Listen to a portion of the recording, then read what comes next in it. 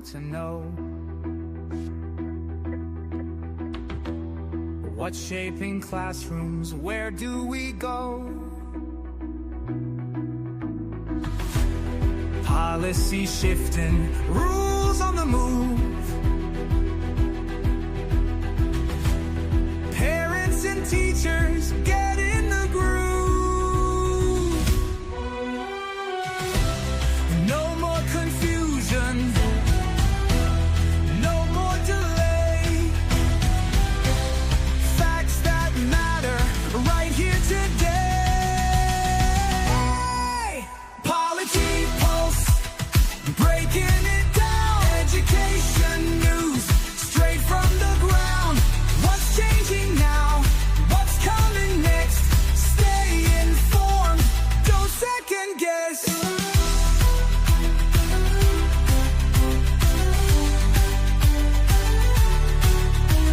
Decisions are made, the future's at stake. Let's get the facts, there's too much at play. This is Policy Pulse, Education Edition.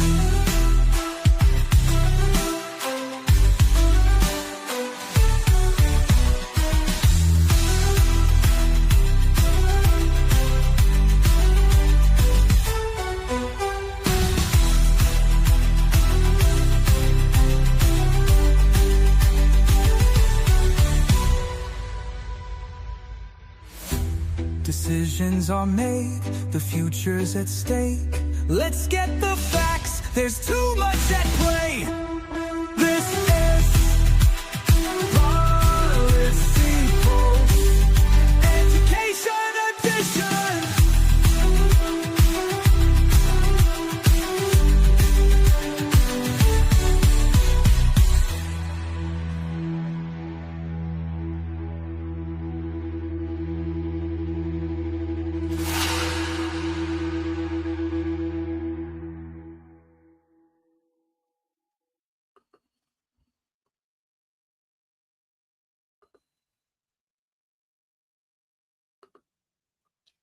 Good evening, everyone.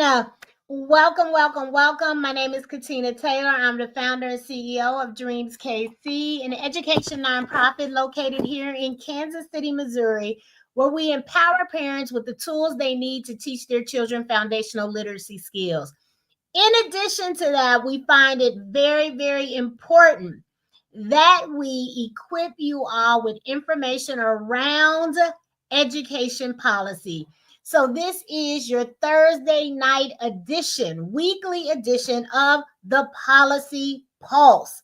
Again, our goal is to empower parents to understand education policy and how it impacts them, their children in the classroom, boots on the ground, each and every day.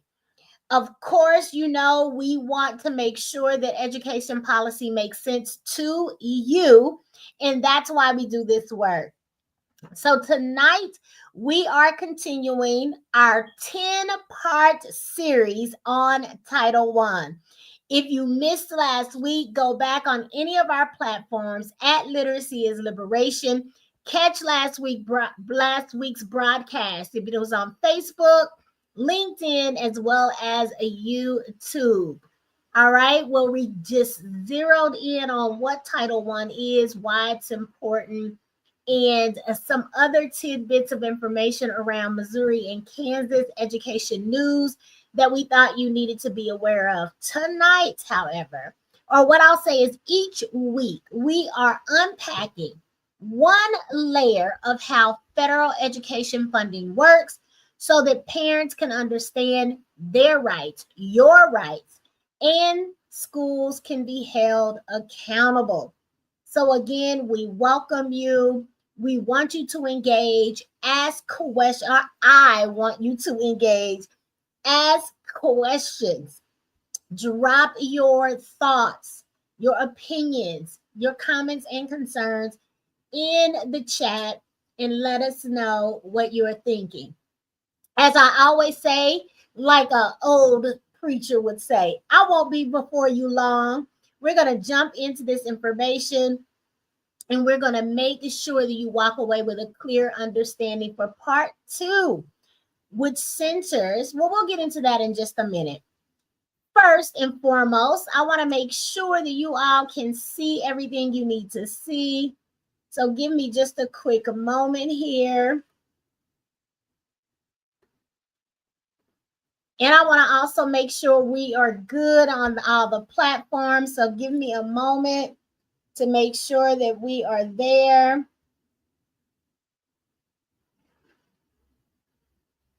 And it looks like we are. There we are. Wonderful, wonderful, wonderful. No technical difficulties. I always like to check to make sure where we intend to go live, we are live. I will state, as I do each and every week, a very quick disclaimer that the views and opinions expressed in this broadcast are my own, and they cannot be and should not be and do not reflect those of any organization that I may be affiliated with, right? So the views and opinions expressed here are Catina's and Catina's alone. So I just want you all to know that, to understand that. We certainly encourage you again to engage with me tonight. I'm so used to saying we because formerly when we were doing Policy Pulse, I had a co-host. I do not anymore, so it is just myself. So feel free to engage with me in any way that you deem that fits and it makes sense to you. All right, so we can bring up some of those comments on screen. We will answer them in real time. If you catch this video at a later time, just hit hashtag replay, drop that in the comments, and let us know where you're joining us, why you watch each and every week, and what do you hope to learn about Title I? All right. So tonight's title, as you can see here on the screen, it is the 40% threshold. How Missouri, because that's where I am, decides which schools get Title I funds. All right. So that's where we are. That's what we are doing. Again, I've introduced myself and let you know that I am Catina Taylor. And of course, I spend time making education policy make sense for you. Remember, this is a 10-part mini-series meant to empower parents as advocates and ensure that we can hold schools and school districts accountable and responsible for full and complete parent engagement, not surface involvement, but engagement, and to ensure that we have a voice in the way in which our Title I funding is used. So before we dive on in, I also want to take a brief moment, and let you read what it means, this definition of education policy.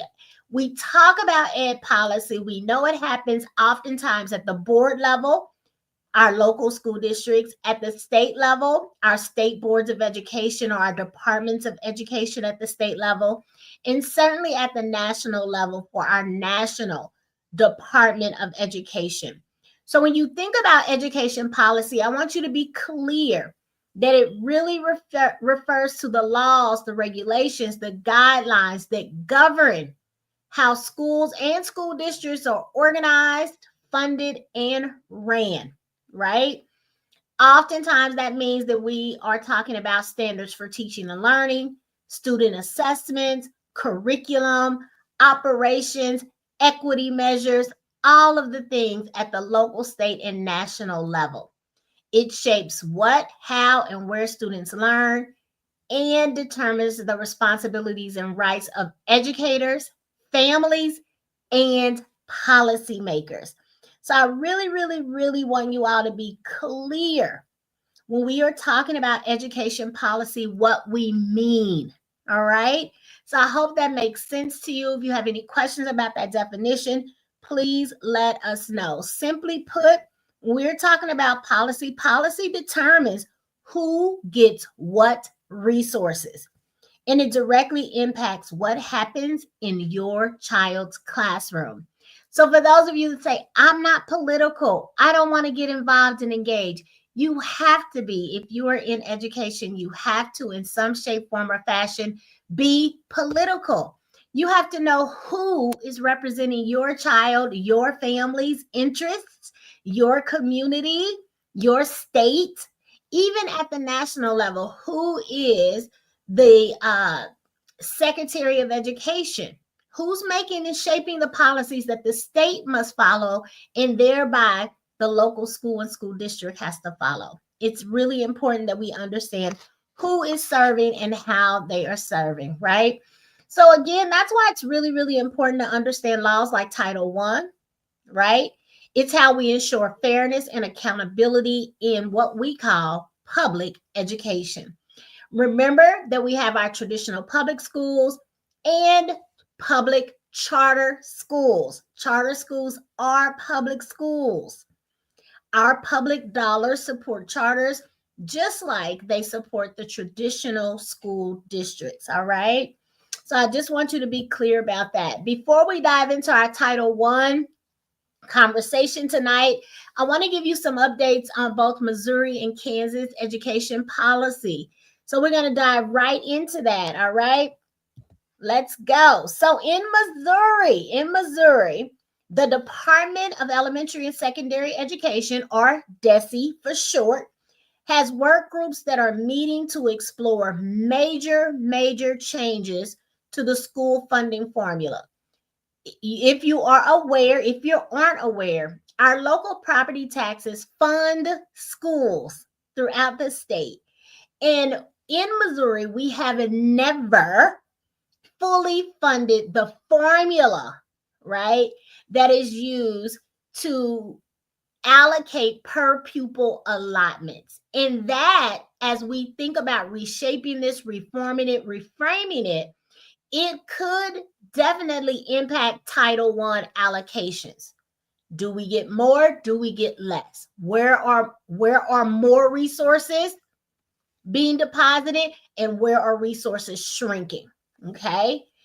So they're focusing on per pupil spending and adding extra weight for students with disabilities, English language learners, and students in low income backgrounds. So your school may get increased funding while some schools may get decreased funding, all right, in terms of Title I dollars. So again, this can directly affect how Title I's are distributed in the future. Also in Missouri, the Career and Technical Education Advisory Council. I know that's a mouthful. When we say career and technical education, we often use the acronym or abbreviation CTE, right? It is recommending new strategies for workforce development, meaning connecting schools and employers to help students prepare for real world careers. All right, so we don't know what that's going to look like. Again, there are new pathways being promoted. We will stay tuned and let you know how that goes. In Kansas, the Kansas Department of Education is asking the federal government for a waiver to create a single accountability system, which would, in essence, make it very easy for schools to navigate both state and federal requirements. Currently, there's two systems in place, one concerning state accountability, one regarding national or federal accountability. The state is asking for a federal waiver to ensure that they can simplify the process, all right? And then last but certainly not least, also in Kansas, Lawrence, where I used to live, the Lawrence School Board just adopted its 2026 legislative priorities, meaning that there are some things they must advocate for as a local school district, just like Kansas City or just like a Wyandotte County, right? At the state level, there are some things that they are asking the State Board of Education, the State Commissioner of Education to do or not do that hopefully will improve student outcomes. That's always the goal. That should always be the goal, right? And so if you are in Lawrence, if you're in KCK, if you're in Kansas City, any school district you're in, You should be asking, as a parent, as a guardian, as a grandparent, as a taxpayer, what are your legislative priorities? We are seeing a lot of change right now. So what are the legislative priorities? What will you be advocating for at the state and or national level that will directly impact my child, right? I will tell you that Lawrence is focusing on full special education funding, better teacher pay, and protection of local control. Let me say that again. Full special education funding, protection of local control, and better teacher pay. So that is some policy updates from both Missouri and Kansas that you should be aware of. Why do I do Missouri and Kansas? Because we are two connected states. A lot is happening across the state line.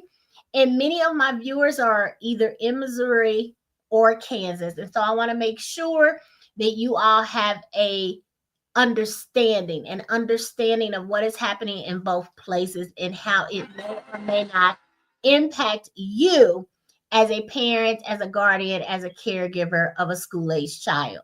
All right. So I hope that makes sense. All of these decisions on both sides of the state line will influence how schools budget, plan, and most importantly, serve students. Okay. All right. So we're getting into Title I. I want to give a quick refresher from last week for those of you that were not with us.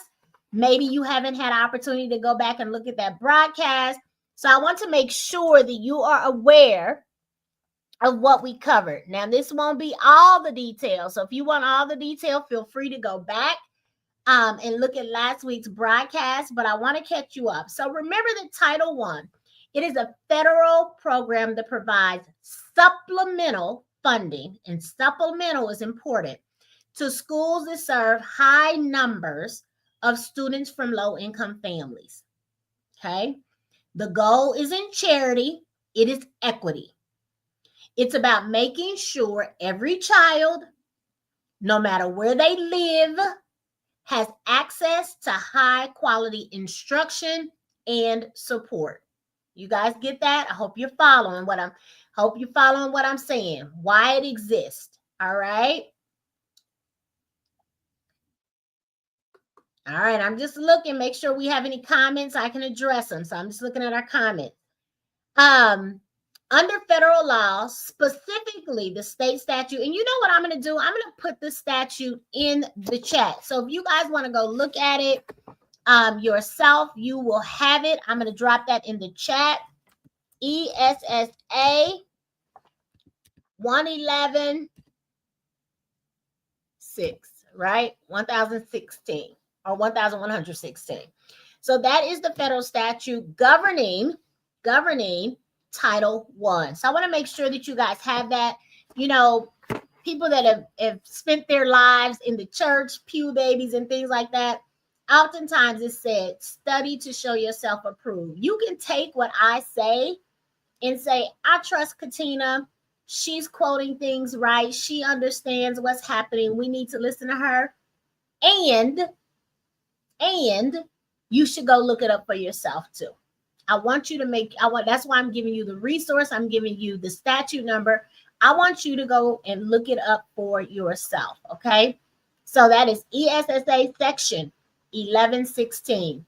Schools must, here's the requirement.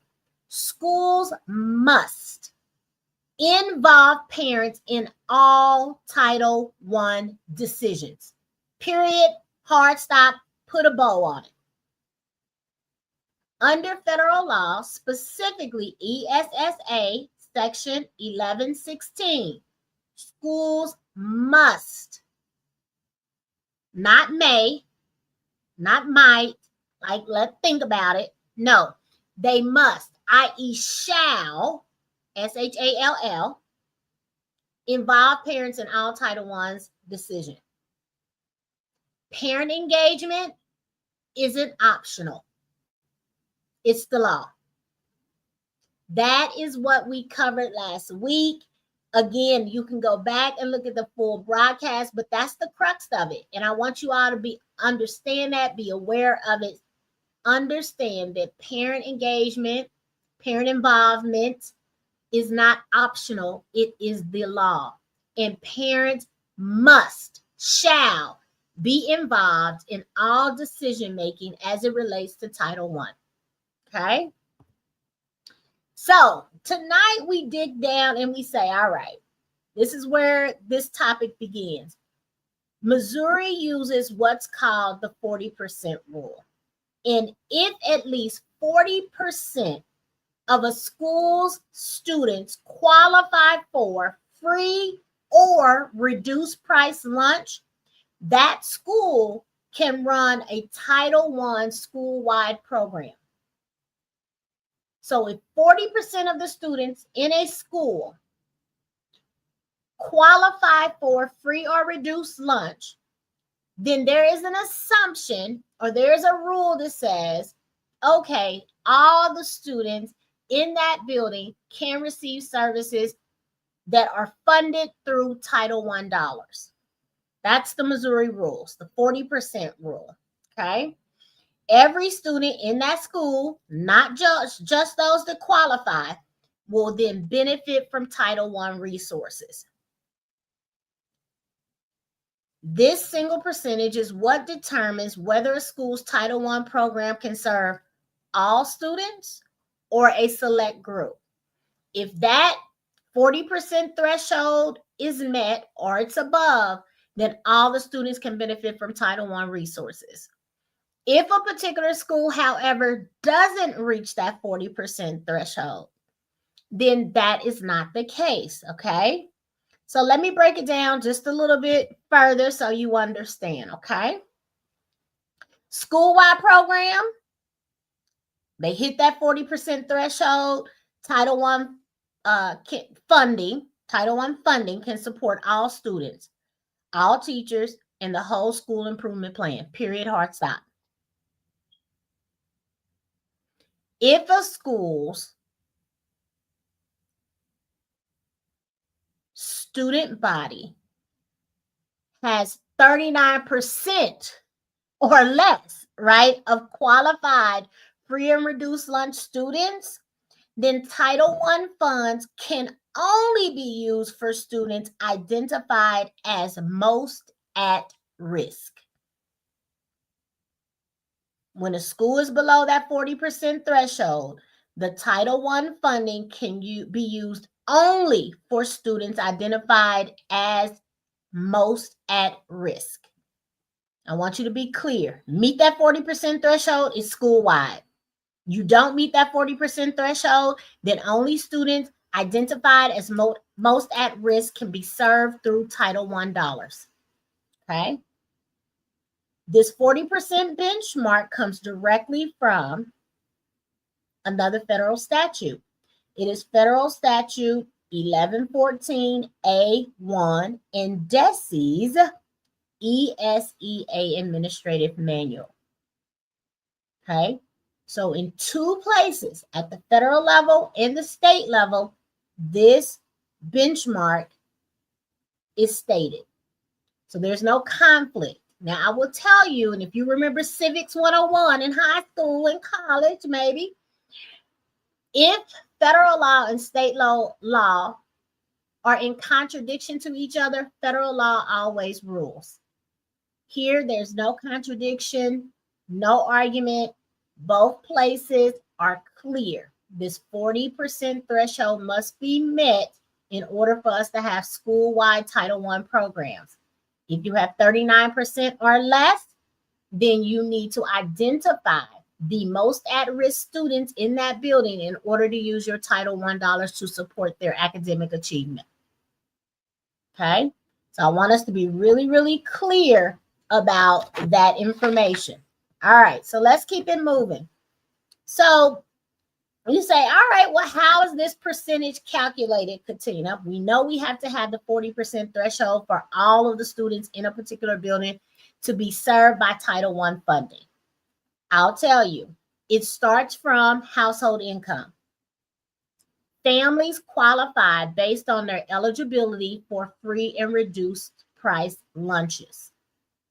For example, all right, you get free lunch for a family of 4 whose income is under, combined income, under $41,795 a year. Okay. They qualify for reduced lunch if their income is under $59,478. And that is a family of 4. Okay. So if you're in between 41,000 and 59,000, you get reduced lunch. Anything under the $41,000 threshold annual income, they get free lunch, right? So there are also times where if a family is receiving Medicaid, they are what we call McKinley-Vento families, meaning they are unhoused or homeless. Families that are involved in some shape, form, or fashion in the foster care system, right? They call that direct certification. So you may not have to actually give your family income. They say, oh, we already know you met poverty, right? Federal poverty levels because you receive SNAP or food stamps, right? Public of some kind, foster care, or you're unhoused. That way you have a direct certification of a family, okay? But it helps determine each school's poverty rate, bottom line, okay? So that's the data that the Department of Elementary and Secondary Education, DESE, in Missouri uses every year, and they look at it every year to identify which schools qualify for Title I dollars, okay? So I want you to be very, very clear about that. Free lunch under $41,795 a year. Reduced lunch in between that $41,795 and $59,477.50. But some families will automatically qualify if they can show proof that they are unhoused, foster care situation, or they receive SNAP or food stamps. Now, I will tell you that during COVID, because of the fact that the entire nation was going through turmoil and shutdowns and out of school and all the things, they shifted the requirements. And so they had universal free meals for everyone. Well, in June of 2022, that went away, and Missouri returned to pre-pandemic application-based system, meaning you have to fill out an application for free or reduced lunch. Okay? So I just want you to understand that. Okay? Now, if for some reason a school can say 25% of our families automatically get SNAP, they're unhoused, they're in foster care, migrant farm workers, things like that. If they can certify that information, then automatically, without applications, the universal free meals exist for that school. Okay. So we have several different ways. Application-based, families have to fill out the application, meet the income requirements. Or you could have direct certification, meaning you receive some type of governmental assistance. And if 25% of the students in a particular school receive that type of governmental assistance, then universal free meals for all of the students. And I know it's so many exceptions to understand, so that's why I want you all to be clear. And I keep repeating some of the things because I want you to really, really have a clear understanding of how schools qualify for Title I funding. Okay? All right, let's keep it moving, you guys. I hope this makes sense, right? All right. So that's Missouri. So for Kansas, here's the table. If you're watching from Kansas, you live in Kansas, your kids go to school in Kansas, the process really is almost identical to Missouri's, to be honest. Each family fills out a lunch eligibility form unless they're automatically qualified through public benefit programs like SNAP, migrant farm workers, McKinley-Vento, meaning our unhoused, foster care, etc. Those percentages feed directly into Kansas's Title I eligibility reports. The same 40% benchmark applies when determining which schools can operate school-wide programs. So that process is pretty much the same in Missouri and Kansas. And then if you're looking at this table, if you're a household size of 2, you can give free lunch if your annual income is $27,495 or less, right? And you qualify for reduced if it's between that $27,495 and the $39,128. Okay, so I just want you out. You look at the household size, you look at the annual income, and there you have it. What the stipulations are for either free lunch or reduced lunch. And again, this is what is utilized to determine whether or not a school qualifies for Title I dollars. All right. So I want to make sure you understand that. So you got a couple of things happening. You have data collection, you have annual reporting, you have the threshold determination. So free and reduced lunch applications, direct certification, all of that data is gathered throughout the year. So when your school says, don't forget to fill out the application, did you fill out the application? That's why they're on top of you, hounding you, requiring you, asking you, pleading with you, begging you to complete those forms, because they need to actually assess and report how many families in their school buildings qualify for either free or reduced lunch, because that directly impacts them, those federal Title I dollars. They do annual reporting, right? They have a system that they type in all of this information, what's is collected, to determine whether or not the school is eligible for Title I dollars. And of course, remember, they're hoping for that 40% threshold, which is interesting because ideally, we wouldn't necessarily want to meet that threshold, because that means we have a significant number of our students in our buildings that are struggling with poverty. So ideally, we would want 40% or less. But some schools, some school districts, it's just the reality of the students and the communities in which they serve. They need the extra resources, revenue coming in to make sure that the students who need it most are being served. So remember, if they meet or exceed that 40% poverty percentage, they qualify for school-wide program designation. And as you see in the Missouri Policy Manual, page 15, here we go. The language reads, a minimum poverty percentage of 40% shall be used to determine eligibility for school-wide program designation. That's the language. It's clear. Okay?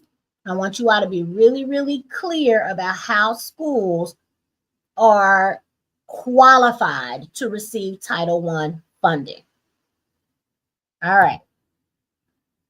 So then we jump into, all right, our families have completed these lunch applications, or they have shared information to let the school know that they receive some type of governmental assistance.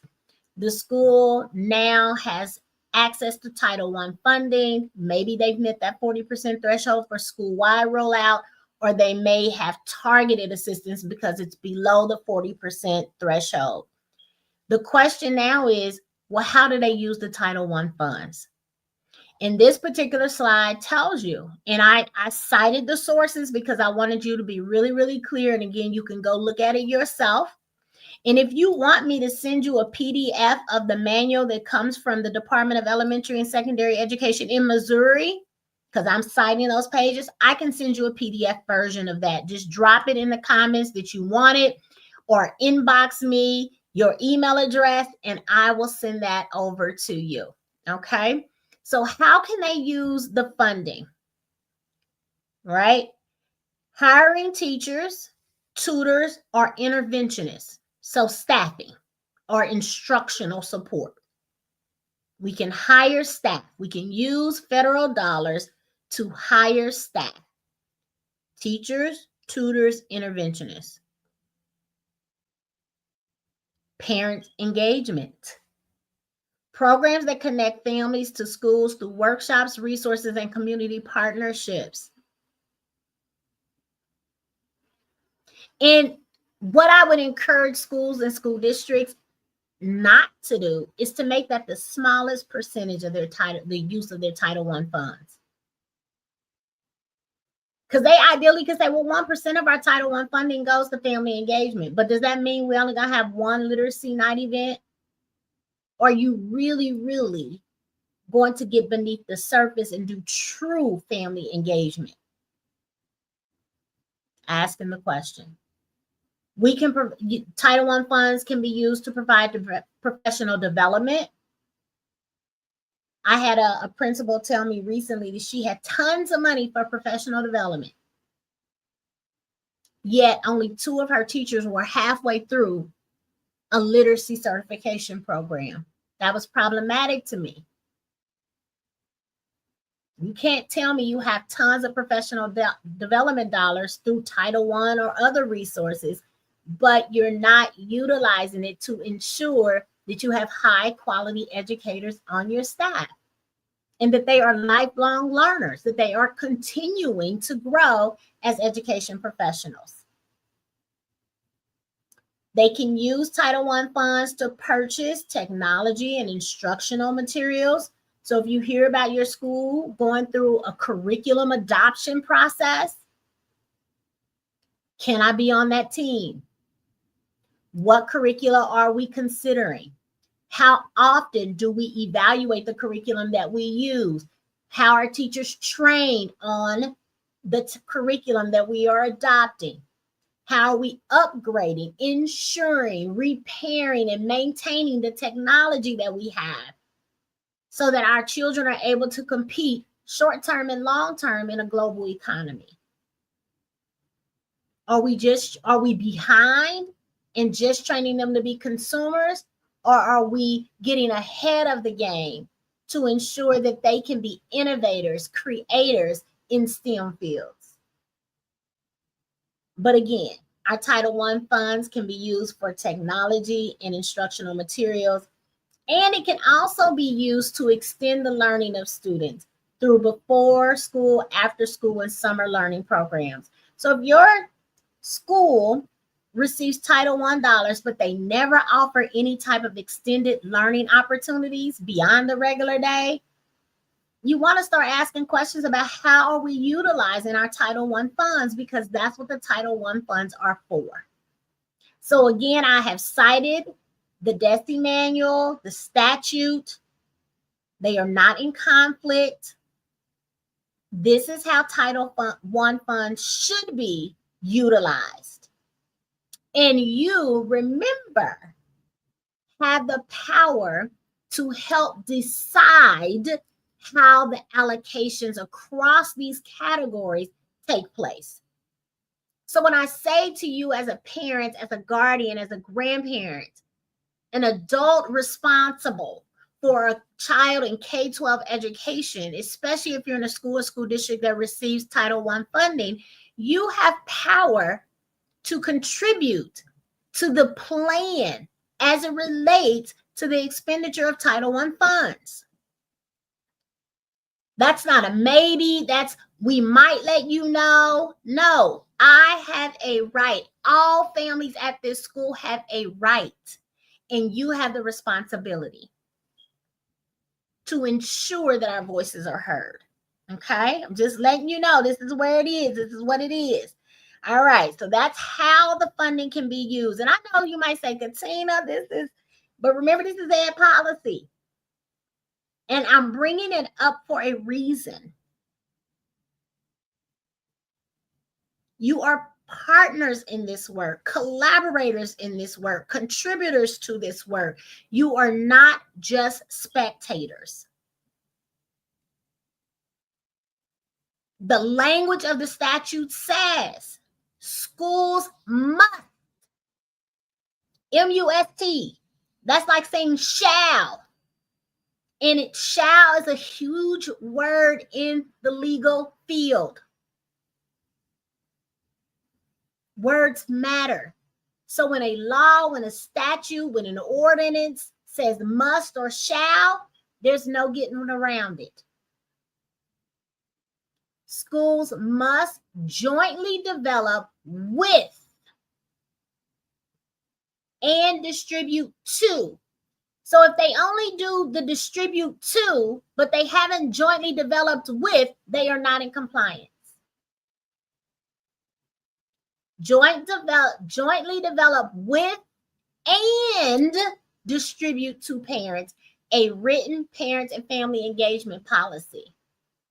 That's the statute. You see that I've cited the source. It's a primary source. And they also must have an annual meeting. Schools must, there's that word again, like shall, host an annual Title I meeting and involve parents in planning, reviewing, and evaluating processes. How are we communicating this to all parents? Do we have it in multiple languages so that all of our families understand and know what's happening? Are we giving ample time for discussion, questions, comments, concerns? Have we had a representative group of families participate in the process of writing it, planning it, reviewing it, evaluating? If we get in a cycle to say we're going to allocate our Title I dollars the same way all the time, and we're not evaluating if how we're spending the Title I dollars is having a direct impact for the good, then we have to evaluate, should we keep doing the allocation the same way we've been doing it? Is there another way? Is there a different curriculum? Is there another staff member we need to bring on board? Should we be doing more parent engagement? Has our parent university grown or shrank? Or what we are the things we're offering through our parent university, our parent institutes? Is it really helping parents move the needle on the academic achievement, the social and emotional well-being of the children that we serve?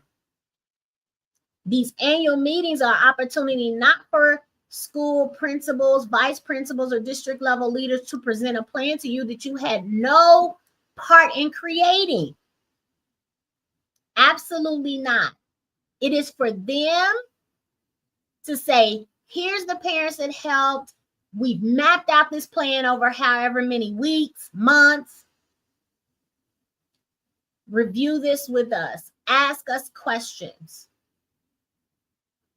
to ensure that we are representing all of our families well. The federal statute says each school district shall jointly develop with parents a written policy describing how it will carry out parent and family engagement requirements. Jointly develop with parents.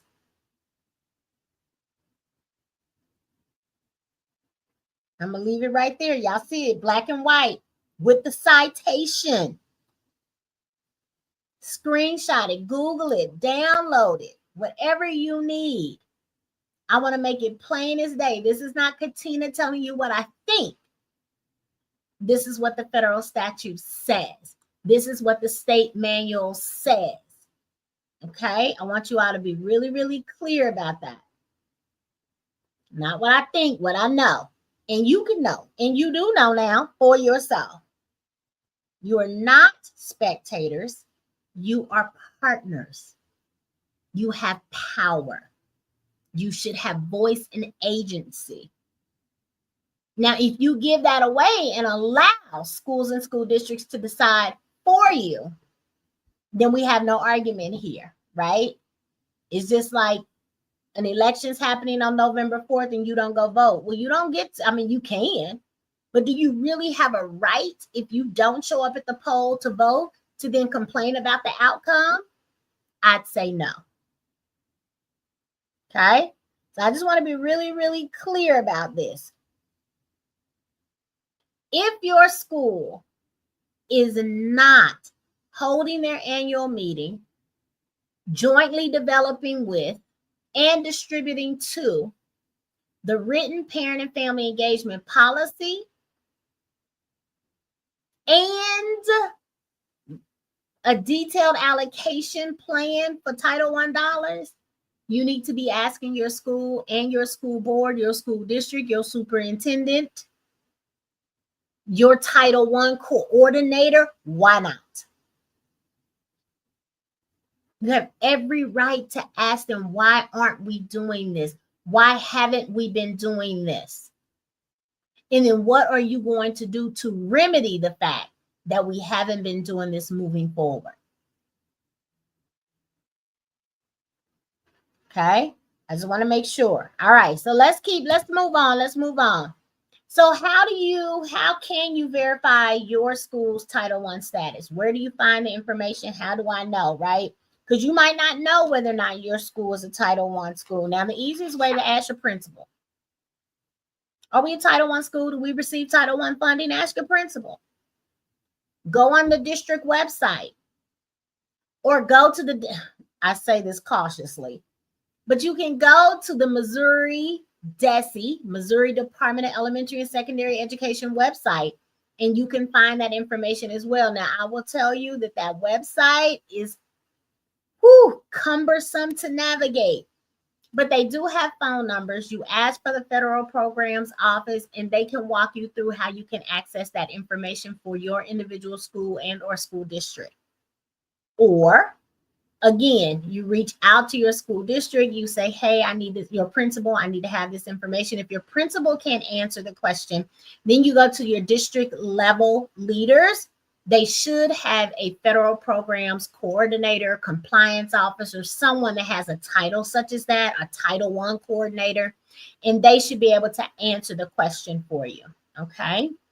Now remember that schools are required, if they are a Title I school, to have that annual meeting. Have we had the annual meeting? Why haven't we had it? What's going on? Because the moment they've advertised and invite you to that Title I meeting, then you know your school is a Title I school. Okay. And then you can also request copies of the parent and family engagement policy. You can request that. It is supposed to be made available to you. And I'll add the allocation for the Title I dollars. I'm gonna always say that, because we don't want just the plan and the policy, but we also want to see this budget allocation of the Title I dollars. We know what categories we can expend those dollars, those funds on. So we want to look at that budget. And some of us aren't comfortable navigating budgets and money and things like this, but this may be a great introduction. Even if they say these are the buckets, let's go back a couple of slides. Even if they just outline, we have these 2, 4, 5 buckets. How much went to instructional support? How much went to family engagement? How much went to professional development? So on and so forth. Then you look at like, okay, this is the total. Get your phone out. Get your calculator out, right? Every phone has one. Okay, so this amount is the total, right? This is the allocation for family engagement. What's that percentage? Why is that percentage so low or so big? So on and so forth. You want to start asking really thoughtful, strategic questions about how the funding is being used within these buckets. All right. So I just want to make sure you understand where you get it. Transparency from a school or a school district's perspective is not optional. It is not optional. It's a legal requirement. Okay. So I do want to cover real quick, you all, some myths around Title I, because some people may think or believe or have been told certain things, and I want to ensure that we have the truth of the matter. So one, oftentimes they'll say, well, Title I schools are failing schools. The only way they get Title I dollars, they must be doing really bad. No, that is not true. That is a myth. Title I identifies a need, not failure. Let's be really clear about that. These schools serve communities with higher poverty rates. Therefore, they receive additional support. We already know that schools are different depending upon the geographical location where they're located, right? If I look at some Blue Valley schools and I look at some urban core Kansas City schools, there's going to be a discrepancy, especially the way in which we fund schools. We fund schools I'm not even, that's Kansas and Missouri. So let me Lee Summit in Kansas City. If we fund schools by personal property taxes and people that live in that suburban area have higher incomes, they pay more into the personal property taxes, their schools, school districts are going to look and function very differently than urban core city where people have flown out, moved out, flight, right? Black and white flight. Therefore, the tax base is not as significant. Our schools, our school districts look different because the personal property taxes are different.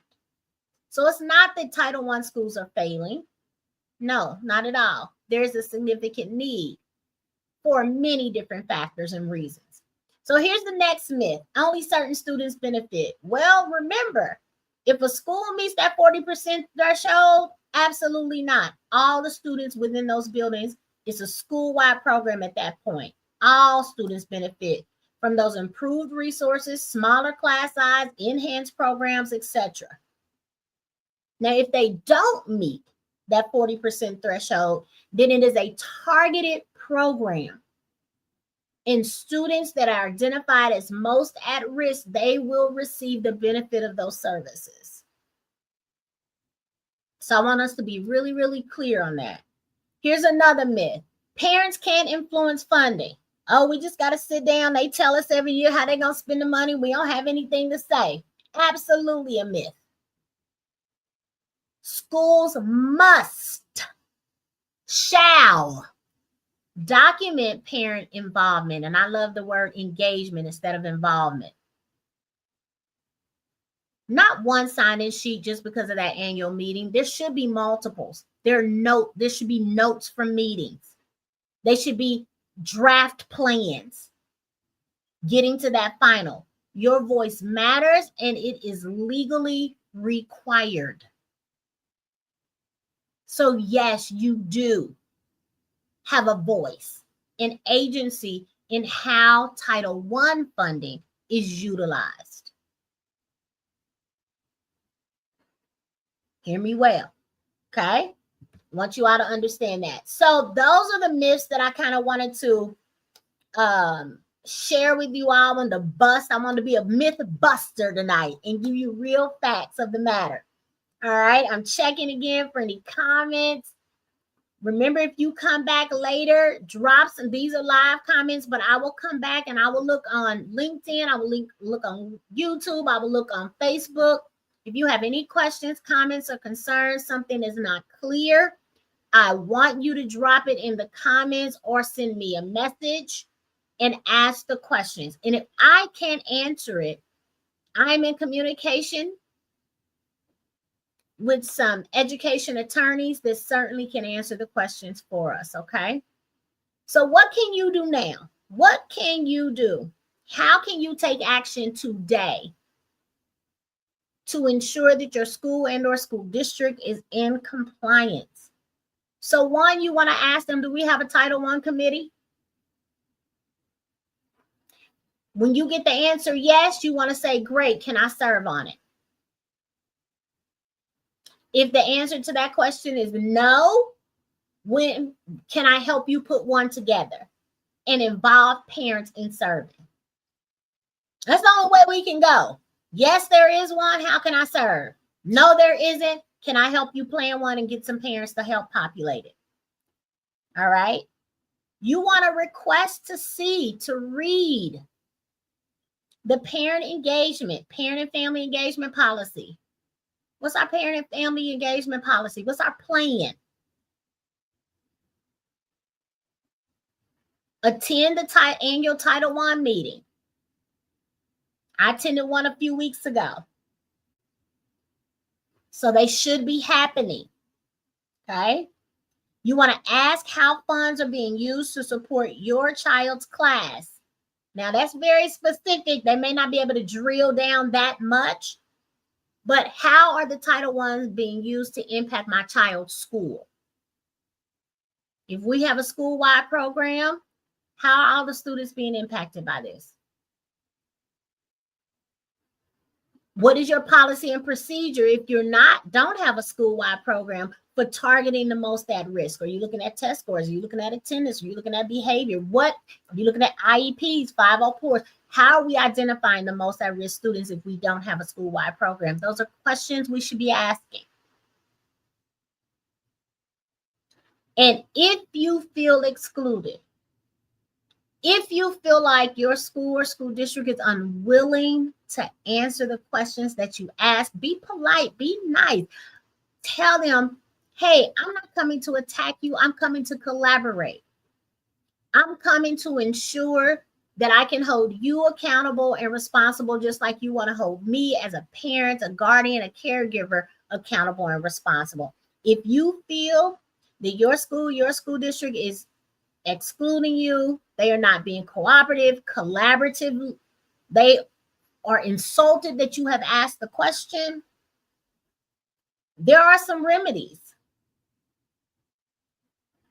Go to your school board first, go to your superintendent. Well, your superintendent first, your school board second.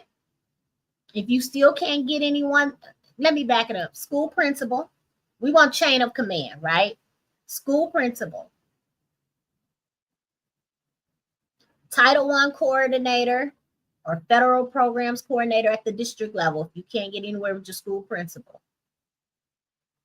Can't get anywhere with that Title I coordinator, that federal programs coordinator at the district level, go to your superintendent.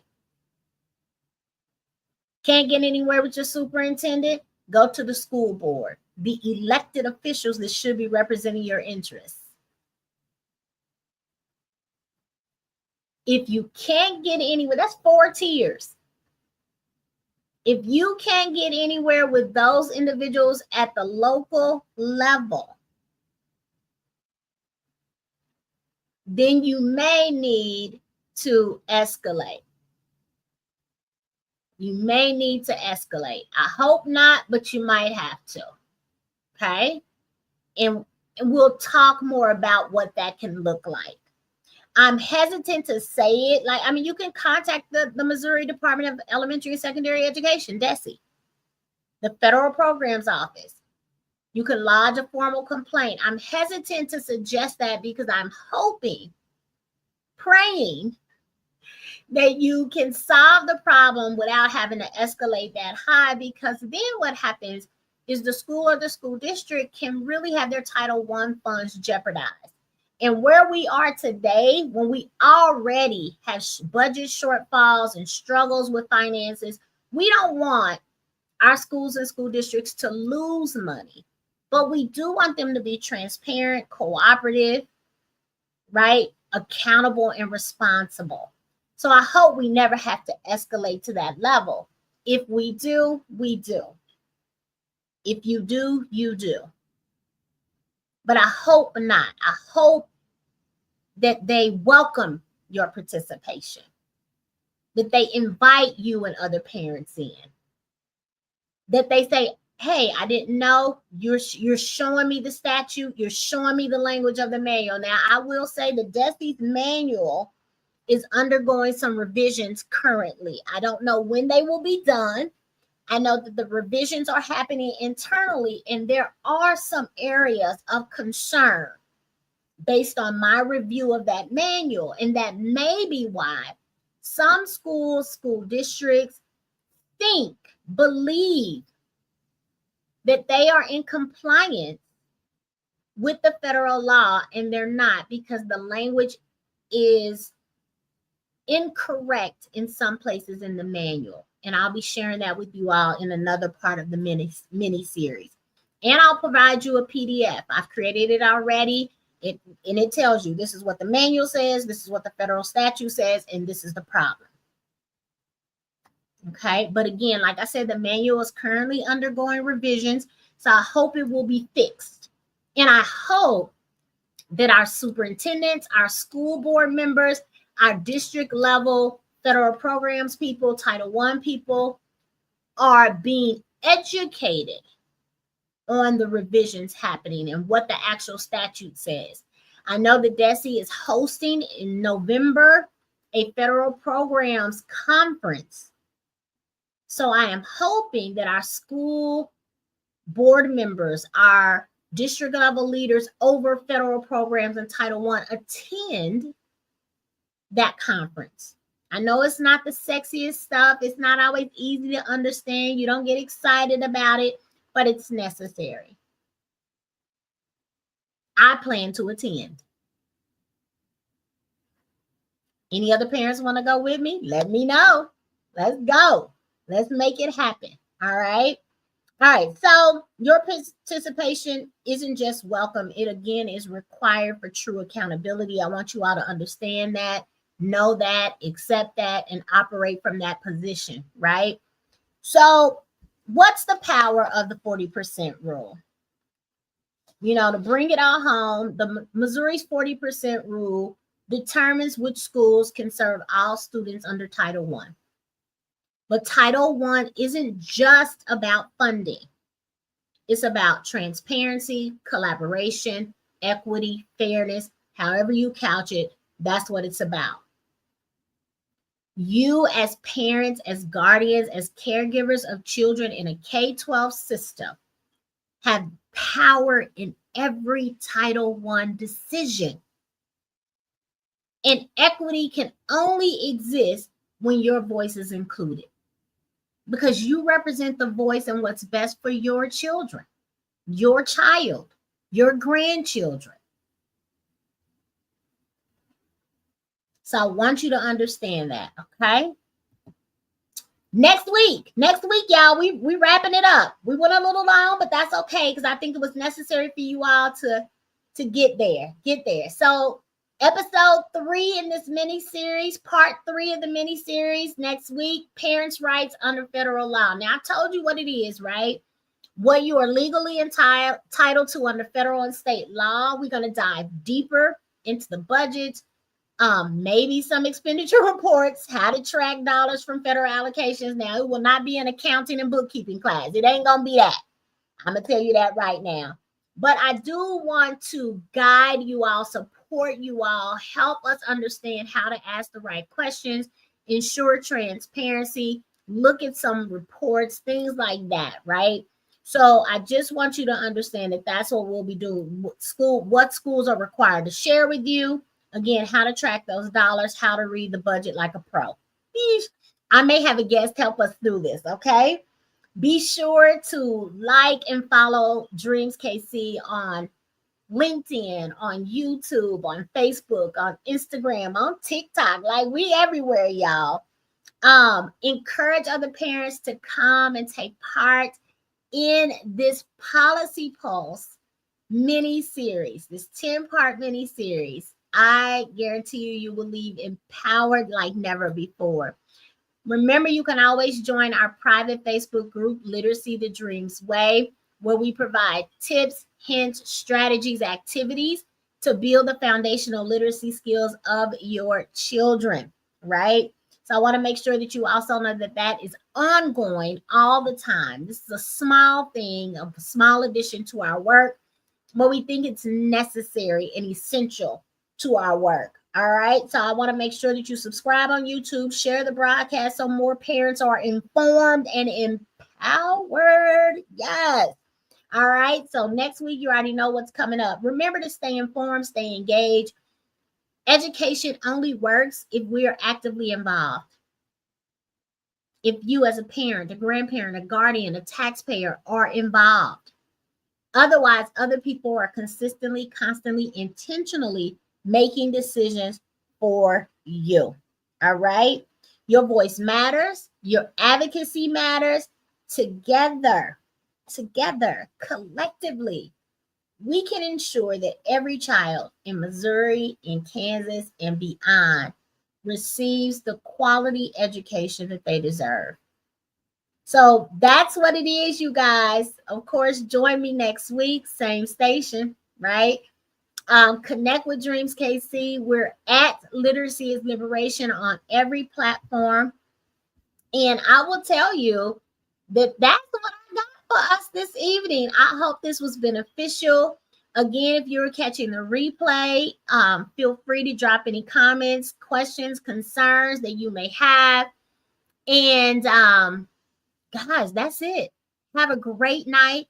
Thank you for tuning in. I know we went a little long, but I hope that it empowered you in a way that you weren't empowered before over this topic. Stay tuned. A lot more stuff is coming your way.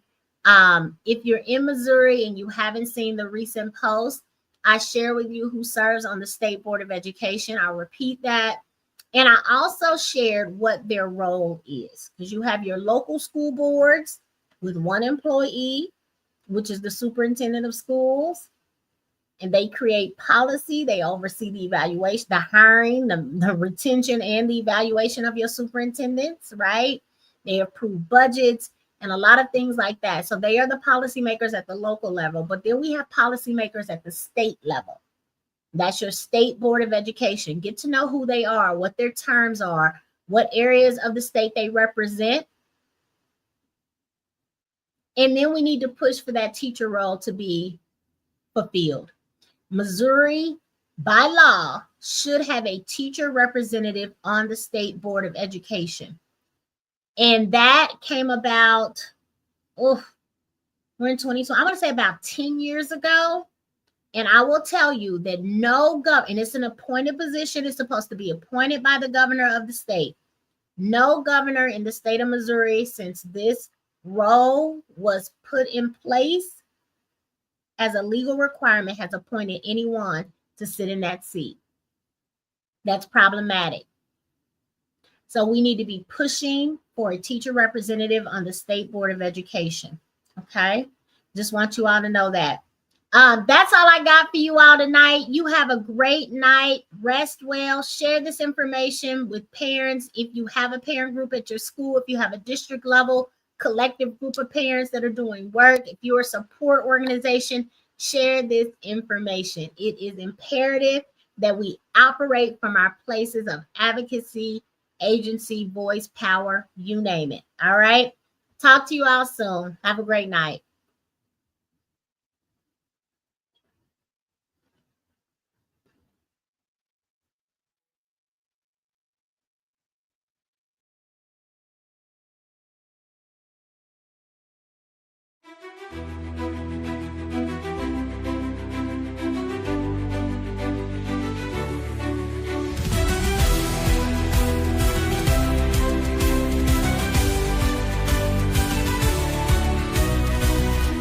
Big changes in schools, it's time to know what's shaping classrooms, where do we go? Policy shifting, rules on the move. Parents and teachers get